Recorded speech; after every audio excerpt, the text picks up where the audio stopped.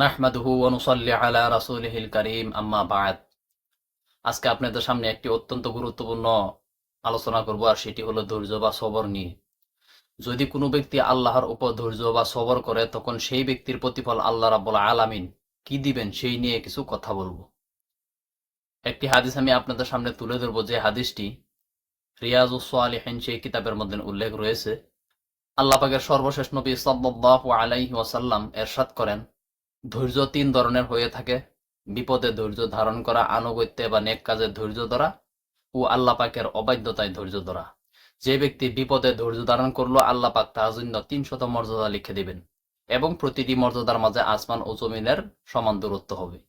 আর যে ব্যক্তি নেকির উপর ধৈর্য ধারণ করবে, আল্লাহ পাক তার জন্য ৬০০ মর্যাদা লিখে দিবেন, তার প্রতিটি মর্যাদার মাঝে সপ্তম জমিন থেকে নিয়ে আরশের শেষ পর্যন্ত দূরত্ব হবে। আর যে ব্যক্তি গুনাহে ধৈর্য ধারণ করলো, আল্লাহ পাক তার জন্য ৯০০ মর্যাদা লিখে দিবেন, আর প্রতিটি মর্যাদার মাঝে সপ্তম জমিন থেকে শুরু করে আরশের শেষ পর্যন্ত দূরত্ব হবে। তাহলে আমাদের উপর যদি কোনো বালা মুসিবত বা কোনো অভাব অনাটন আসে, তাহলে কিন্তু আমরা ধৈর্য না হারিয়ে সবর করব এবং আল্লাহর কাছে আশ্রয় চাইব বা সহায় চাইব। যখন আমরা আল্লাহর কাছে আশ্রয় চাইব, তখন আল্লাহ রাব্বুল আলামিন খুশি হয়ে আমাদেরকে এই পুরস্কারগুলি দিবেন, যেই রকম ধৈর্য ধরে পুরস্কার পেয়েছিলেন আগের যুগের নবী ও অলিয়া উলিয়ারা। যেমন ইব্রাহিম নবী, ইয়াকুব নবী, মুসা নবী, ফেরাউনের বিবি আসিয়া, এরকম আরো অনেকেই। কিন্তু তারা শেষে আল্লাহ রাব্বুল আলামিন খুশি হয়ে তারা এতটুকু প্রতিদান দিয়েছে তাদেরকে, যে তাদের সামনে ধৈর্য ধারণ করাটা কিছুই ছিল না সেই প্রতিদানের সামনে। তাহলে আমরাও যদি কোনো ধরনের বিপদ আপদ বা বালা মুসিবত, অভাব অনাটন দেখা দেয়, তখন যদি অবশ্যই তার মধ্যে অসন্তুষ্ট না হয়ে আল্লাহর কাছে সবর করি বা ধৈর্য ধারণ করি, তখন আল্লাহ রাব্বুল আলামিন আমাদের প্রতি সন্তুষ্ট হয়ে আমাদের সকল ধরনের বালা মুসিবত, বিপদ আপদ দূর করে দিবেন।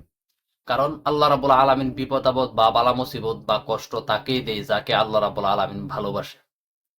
দ্বিতীয়ত, যার মধ্যে কিছু খুঁটিনাটি ভুল ত্রুটি থাকে, সেই ভুলগুলা যাতে একেবারেই তার আমলনামা থেকে গুণাগুলি জড়ে যায়, সেই জন্যই তাকে কিছু বিপদ আপদ বা বালা মুসিবত দিয়ে পরীক্ষা করে। আর যখন সেই পরীক্ষায় পাশ করে ফেলেন, তখন তার ইহকাল এবং পরকাল শান্তিময় হয়ে যায়। আর সেটি আমার কথা নয়, স্বয়ং আল্লাহ রাব্বুল আলামিন কোরআনে কারিমের ২ নং সূরা বাকারার ৫৫ নং আয়াতের মধ্যে বলেছেন, وَلَنَبْلُوَنَّكُمْ بِشَيْءٍ مِّنَ الْخَوْفِ وَالْجُوعِ وَنَقْصٍ مِّنَ الْأَمْوَالِ وَالْأَنفُسِ ওয়াথ-থামারাত। অর্থাৎ, অবশ্যই আমি তোমাদেরকে পরীক্ষা করব কিছু ভয়, ক্ষুধার দ্বারা এবং কিছু ধন সম্পদ বা ফসল ক্ষয়ক্ষতির দ্বারা। আর সেই পরীক্ষা করে দেখব যে তোমরা আসলতে মমিন কিনা।